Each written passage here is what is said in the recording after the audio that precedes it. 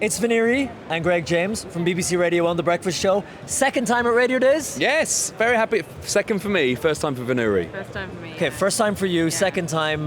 What have you told her about Radiodays before? What is she expecting? I said it will be a place that is, if you love radio, it's the place to be. It's full of like-minded anoraks. There you go. In a good way. Yeah. And what happened on the plane? You were meant to get here earlier, but... So Greg actually didn't have a seat on the plane. So I was ready to give up my seat for Greg to be here. What happened, Greg? I got violent with the cabin crew. Oh, really? Yep. This is an ongoing issue, isn't it? It is. It's happened again. And no, they just oversold the flight. And I went, but I have to be at Radiodays Europe. The radio industry needs me. And what poor sod lost their seat so you could get here? Well, they put on a whole new plane for me. You got your own plane? I demanded it, yeah. Are we paying for that? Yes, you are. Okay, we better cut everything. We can't afford this. But you're talking about putting the listener at the center. And I know on your show, all the time, you have the listeners on the phone, sending in their voice notes. Why is it central to The Breakfast Show on BBC Radio 1? I mean, there isn't really a show without the listeners. Like, we can come and sit and think of the ideas, but unless you've got the stories of the listeners and what they bring to it, we don't really have anything without them. So... Yeah, we start every idea with them at the centre of it, and I mean that is basic, but I think you can forget that if you've been in radio for a while or you get bogged down in your show or your station or whatever. I think that can actually happen, so it's a good reminder just to always go, we've got an idea, why will anyone like this? Yeah. What's someone going to take out of this? Is it going to make their day better? Is it going to make them laugh? Is it going to make them think about something? Is it going to be interesting? And I know those are the radio basics, but sometimes those basics are really important to just drill down into, and that's what we want to do with The Breakfast Show is, why are we doing any of this? It's the only reason is to make the people listening have a nice time. So this morning on The Breakfast Show, when you were in London, what did you do to make your listeners laugh, to keep them engaged, to make them central to the show? So this morning, one of our loved producers left last week, and he kind of threw a spanner in the works, didn't he?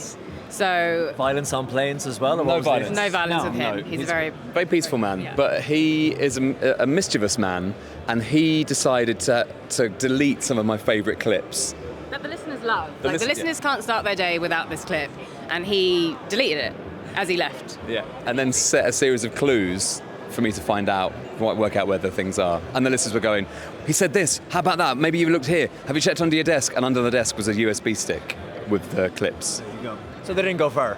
No. Well, no, that's part one of the clues. Ah, I'm going back tomorrow to work out. okay. Yeah, it was simultaneously amazing because he was a great man. Yeah. Speaking in the past tense, he was a great man. He's dead. Now he's this. So he's dead to us now. He's dead to me now. Show business. But I was also really annoyed that he managed to hack in and do that to us. Let me ask you, because I know you have to run and get on stage, but radio conference, obviously, but we talk more about podcasting. You're both passionate about radio. Can I say your first love? Yes, definitely. You see the way the numbers are kind of slipping for the demographic that you talk to in the audience. What do you think is going to sustain radio in the future? Now, we know podcasting and all that, but like the radio medium, the FM, linear, live transmission, what is going to keep bringing people back again and again? Go. The spontaneity, creativity and spontaneity. You've just got to work a bit harder to capture people's imaginations. And whether that's just coming up with just changing the show immediately within the space of a few minutes, it keeps people coming back and they go, I don't know what I'm going to get today.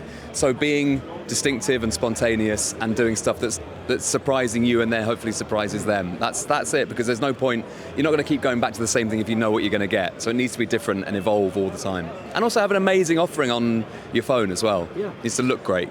Is it easy to be that spontaneous and agile in a big organisation like the BBC when you want to be as kind of quick as the commercial competitors and the guys who are doing the kind of daily podcasts in the room? I think so. I think Greg does that very well. I'm not just saying this for your ego, but he's a very personable person, and that's why the listeners are drawn to the show, are drawn to him.